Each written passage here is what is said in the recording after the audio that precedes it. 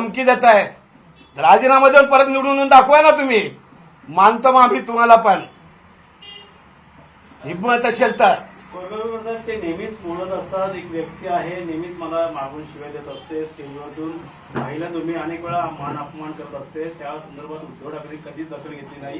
पाहिजे तेव्हा मला मी गेलो असतो, मात्र काही आजूबाजूच्या परिसरातले लोक आहेत त्यांनी विभाग प्रमुख असं नाव घेते. एक विभाग प्रमुख आहे तो मला मागून शिवाय घालत असतो, त्याच्यामुळे मी जास्त त्रस्त होऊन हे सोडतोय. अरे मागून शिवाय घालत असू किंवा का असू, आता तर बोलतोच आहे ना तुम्हाला. तुम्ही जर आम्ही खासदार म्हणून तुम्हाला निवडून दिलंय.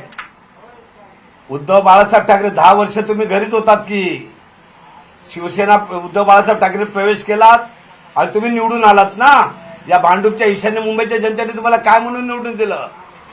काय म्हणून निवडून दिलं? तुम्ही काय दिलं आम्हाला? गद्दारी ना. आता सकाळी मी पाहिलं संजय राऊत साहेबांना सॅल्यूट मारतो. खरंच दाण्या वाघ म्हणतात ना टायगर, तो आहे शिवसेनेमध्ये. आणि हे लांडगे आहेत, लांडगे पळालेले लांडगे. समजलं का? हे आम्हाला काय शिकवतात, धमकी देतात. अरे मरण तर कधीतरी येणारच आहे ना. मरणाला आम्ही घाबरत नाही. आम्ही शिवसैनिक आहोत. शहीद होऊ आम्ही उद्धव बाळासाहेब ठाकरे पक्षासाठी. समजलं काय? पण लाचार होणार नाही आम्ही कधी. असे लाचार आणि गद्दारी करणार नाही हे देखील सांगतो त्यांना. त्यांनी असं देखील आवाहन केले की तुम्ही लाईफ इन्शुरन्स काढून ठेवा, मेडिक्लेम काढून ठेवा. कारण की मी माझ्या वडिलांच्या वेळी 5 लोक आम्ही मारली होती, त्याला विसरले. वडिलांचा इतिहास मला काय माहित नाही. यांचा इतिहास मला माहिती आहे ना. किती पक्ष बदलले आणि काय केले ते मला माहित नाही. मी त्या दिवशी भाषणात पण बोललो. आमचा राजकारणातला बाब एकच आहे, मातोश्री. यांचे किती आहेत काय मला माहित नाही. बदलतच राहतात ते राजकारणातले. त्याला करायचं का आता? आणखी किती बदलतील मला माहित नाही. ही भूमिका आहे ना आमची. अरे महाराबिराच्या धमक्या कोणाला देताय? काय करणार आहे? आमचा मृत्यू असेल तेव्हा आम्ही मरणारच आहे. ते तुमच्या हाताने कशाला मारायला पाहिजे? देवानी ठरवलं असेल तेव्हा तो योग येईल तेव्हा येईल ना आमच्या नशिबी.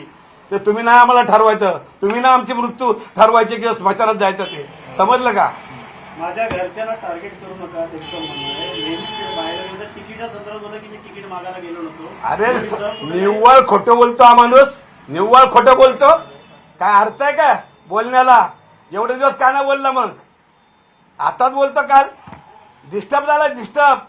समजलं का? शिवसैनिकांनी डिस्टर्ब करून टाकलाय, नागरिकांनी डिस्टर्ब करून टाकलाय. बघा ना काय कमेंट्स येतात त्यांचे. ते आमचे पेड कमेंट नाही आहेत. या महाराष्ट्रातून सगळे कमेंट येतात. डिस्टर्ब काय? आम्ही नक्कीच या ठिकाणी वाफारे म्हणून इच्छुक होते उमेदवार. तिचा डावलून शिवसेना पक्षप्रमुखांचा आधार आम्ही दिलेला आदेश शिरसांदर मानला.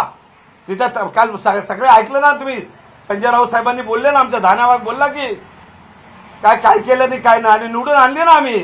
अहो 40 वॉर्डमध्ये एकदाही नगरसेवकाच्या वॉर्डला फिरायला गेले नाही. 7 दिवस याच वॉर्डमध्ये होते.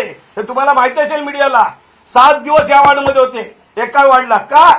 का भीती वाटली तुम्हाला? तर तुम्हाला लोक मानतच नाहीत.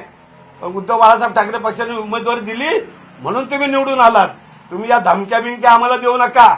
समजलं ना? आम्ही काय गांडू नाही आहोत तुमच्या धमकीला घाबरून घरात बसायला. रस्त्यावर येणार. रस्त्यावर शिवसैनिक प्रत्येक जण रस्त्यावर येणार आहे. समजलं का? त्यामुळे या धमक्या बिमक्या आमच्याकडे नको. मला समजत नाही गृहमंत्री फडणवीस बघतायत की नाही, आयुक्त बघतायत की नाही. आमची एखाद्याची कोणत्या शिवसैनिकाची क्लिप गेली की त्याच्या मागे ससे मिरा लागतो. हा एक लोकप्रतिनिधी या ईशान्य मुंबईचा हा काय बोलतोय बघा ना. पोलीस यंत्रणेला समजत नाहीये. आमच्या साडून एखादा शब्द जर गेला चुकीचा तर आमच्या मागे ससे मिरा लावता शिवसैनिकांच्या मागे. मग हे काय? हे काय आदन दिलंय की काय? कोणत्या पक्षात गेला म्हणजे काय बोलेल तर करायचं.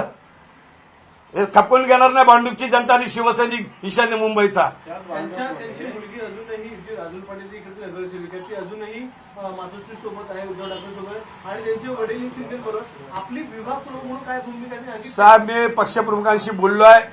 मी त्या दिवशी पण बोललो. ते आहेत म्हणतात ना नगरसेविका म्हणून. तो पक्षप्रमुखांचा आदेश आहे आम्हाला. आम्ही तो शिरसावंत समजणार. पण मला नवल वाटलं त्या दिवशी. फार उद्धव साहेबांच्या याचे बॅनर लावले स्वागताचे. मशाल गायब झाली ना त्या बॅनरची. हे कुठचे स्वागताचे बॅनर? तुम्ही स्वतःला कट्टर समजताय.